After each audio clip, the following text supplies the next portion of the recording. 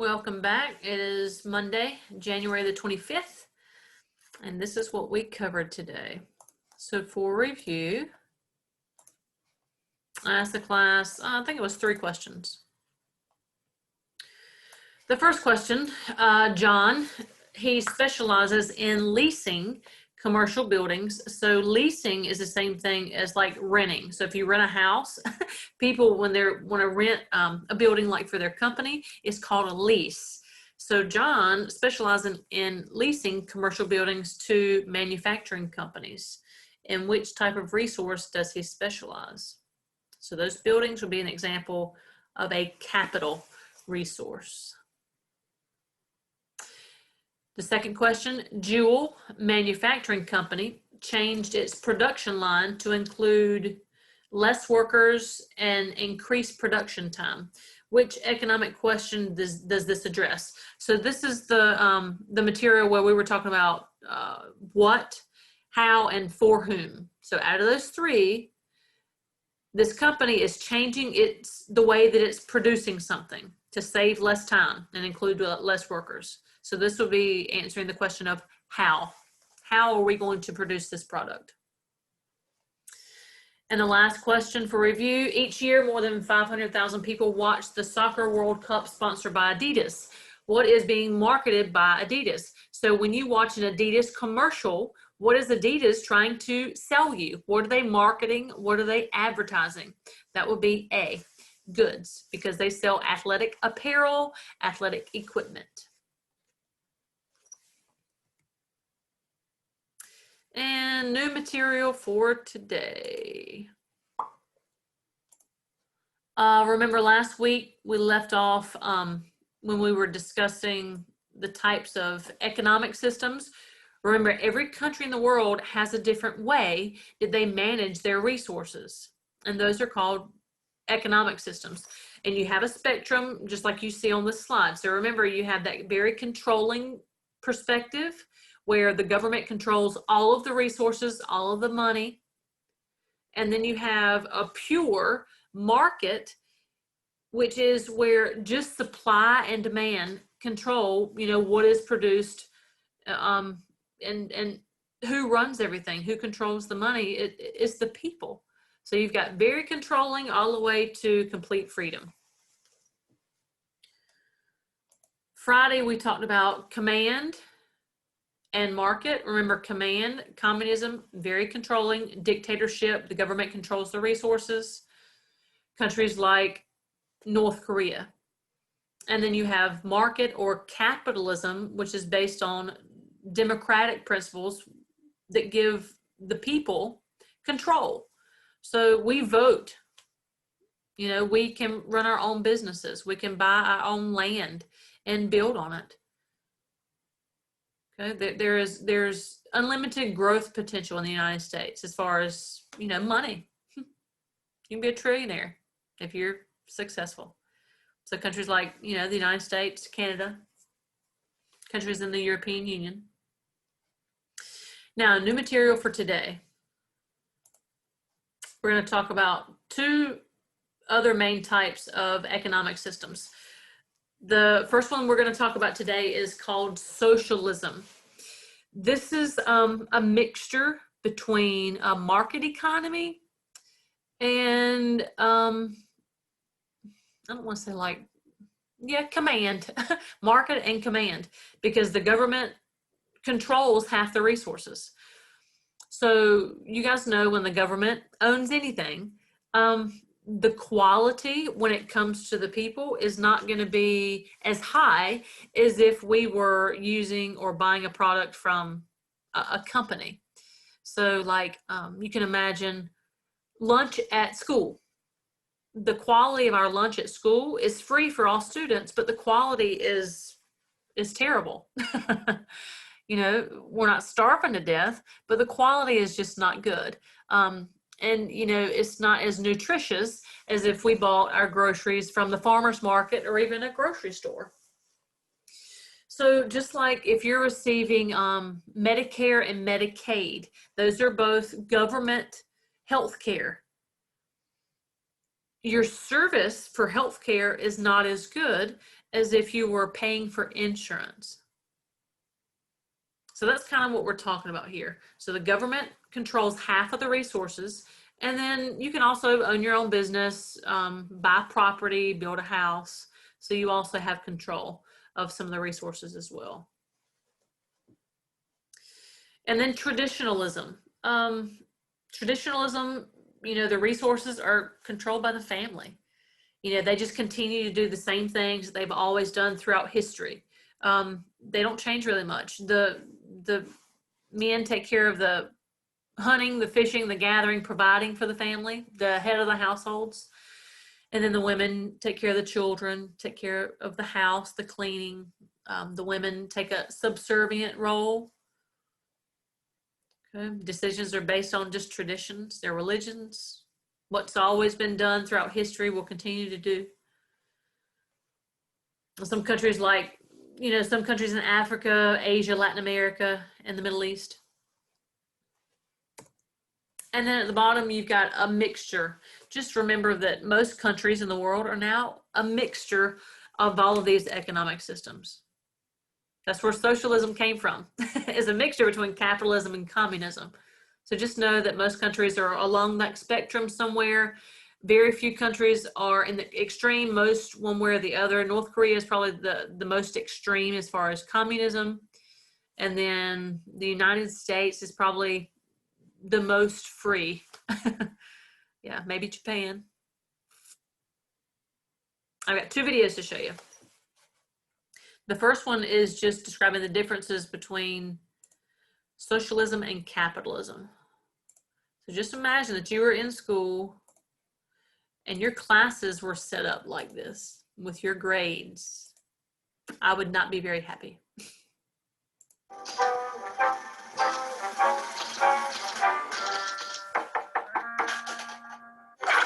Hello, I'm from the government and I'm here to help.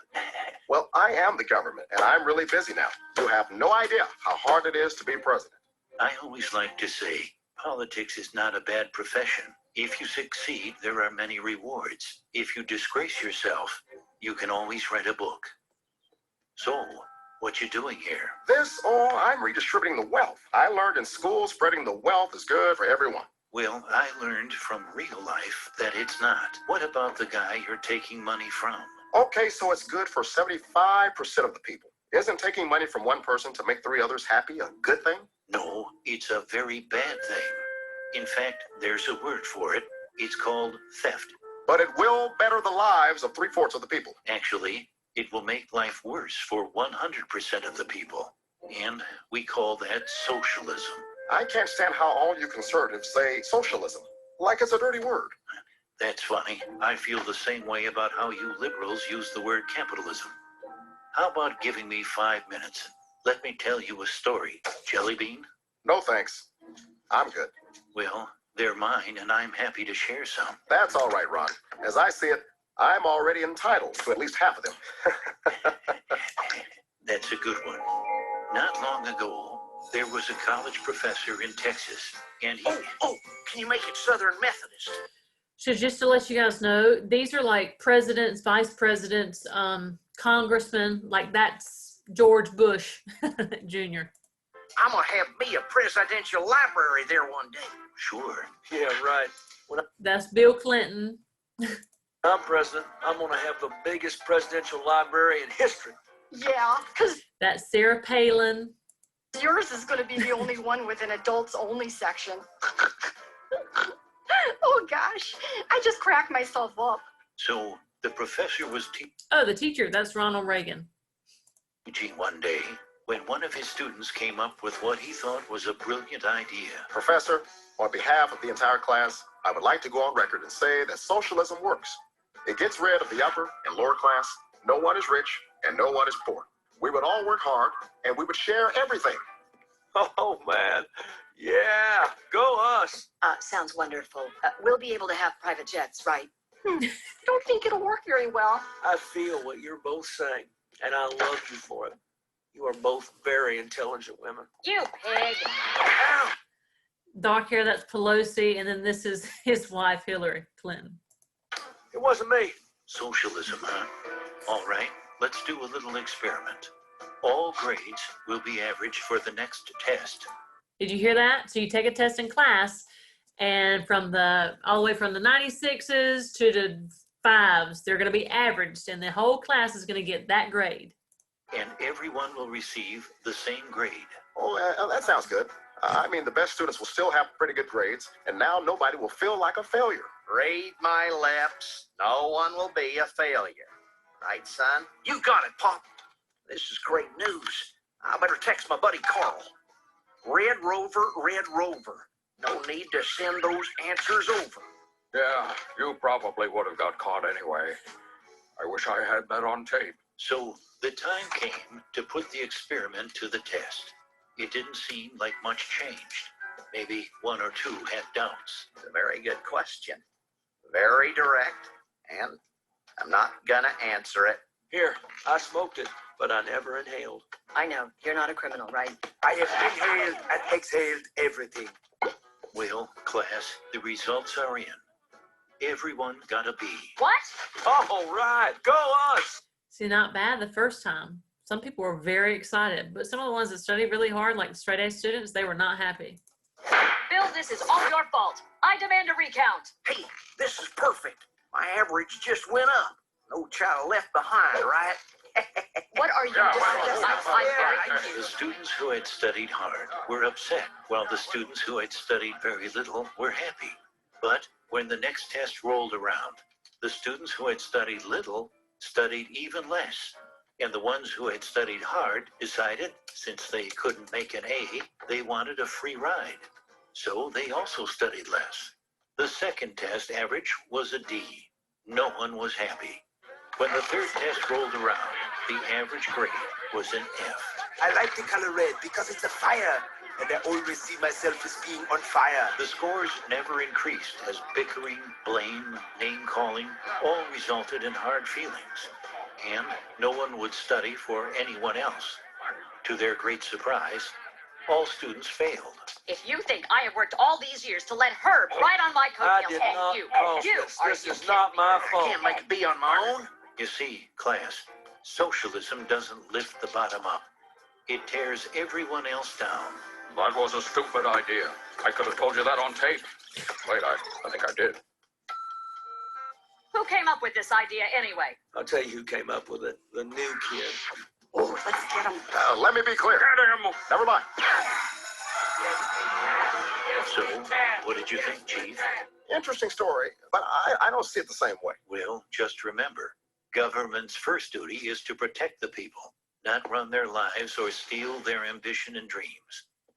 A government big enough to give you everything you want is a government big enough to take away everything you have.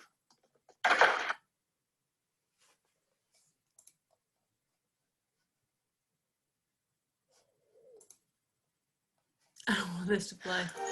There we go. Okay. It's just a little video on socialism there. So we have to be sure with the people that are running our country. Stop letting the government have so much control of your life. So if you're on Medicare, Medicaid, government housing, anything that you're getting from the government, you're dependent upon them. They can take it away at any time.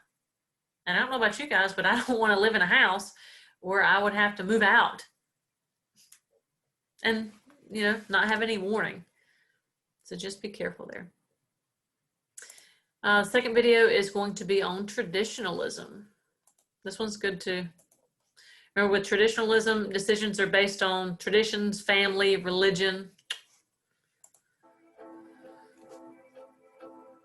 In the first 6 months of 2015, Saudi Arabia beheaded on average one prisoner every other day.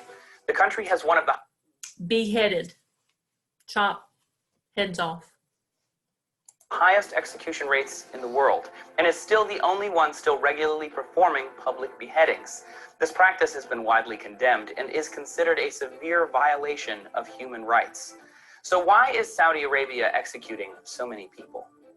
Well, Saudi Arabia is an Islamic theocracy, which means that they follow Islamic law known as Sharia. Within Sharia law, one can be put to death for any number of non-lethal or lethal crimes, including religious offenses like blasphemy or witchcraft. While sometimes executions are done by firing squad or stoning, beheadings are much more common, and occasionally the beheaded body is crucified. A gang leader was beheaded and publicly crucified for 3 days after robbing a jewelry store. Although most executions are public, there are no announcements in advance, and spectators are not allowed to photograph or videotape them. In 2015, Saudi Arabia increased the number of executions dramatically.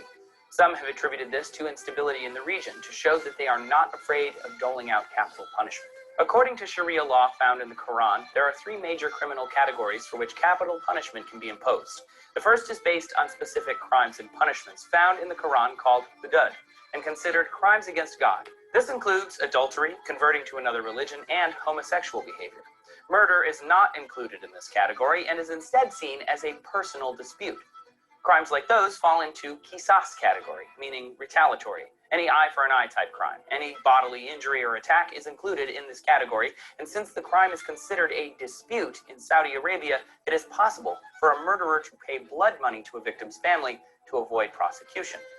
In 2013, a man who stabbed another man in the back was sentenced by a court to have his spinal cord severed unless he paid more than $250,000 to his victim. The final category is called tazir and covers pretty much all other crimes. The punishment is left to the judgment of the court, although it may still be based in scripture. Everything from rape to witchcraft to drug smuggling falls into tazir, and those found guilty can be executed for fairly benign offenses. The last execution for sorcery, for example, occurred as recently as 2014. Saudi Arabia doesn't just execute its own citizens, but also kills a huge number of foreigners from developing countries. Often they are convicted of drug smuggling and are unable to defend themselves. However, it is reported that no Westerners have ever been executed in Saudi Arabia. In recent years, Saudi Arabia has been compared to the brutal terrorist group ISIS. Saudi officials have defended the executions, saying that they are the result of due process. Still, many point out that the ideology and religious interpretation of criminal activity is relatively identical between the two.